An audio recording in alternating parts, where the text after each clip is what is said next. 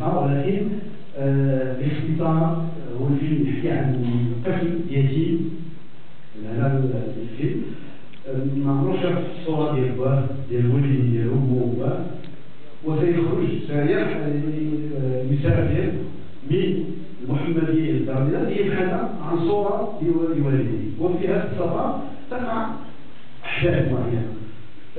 شريط ممتع جميل يحكي عن الطفولة المغربية، عن معاناتها، ونظرا لأن الشريط يحكي عن الأطفال وأحيانا الأطفال مهمشين في هامش المدينة سواء في المحمدية أو في الدارجة.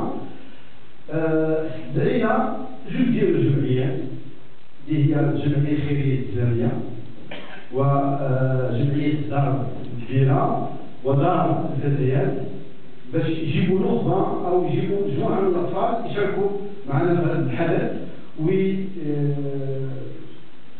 الفيلم وينتقلوا من المؤسسة إلى فضاء الفرجة، ولكن أعتقد أنهم ما كانوش وافيين، ما كانوش مخلصين. ما نظنش دار كبيرة هذا الشيء ما حضرش الجمعية الخيرية ما حضرش حنا تحملنا مسؤولية نستدعيه ونشاركوا في هذا الأطفال، ولكن ترجعوا لماذا لا ذلك الجواب. إذا حنا مهمنا هو إشراك هذا الأطفال. الأغلب ربما عندهم أسباب. إذا أتمنى لكم فرصة ممتعة مع فيلم مفيد.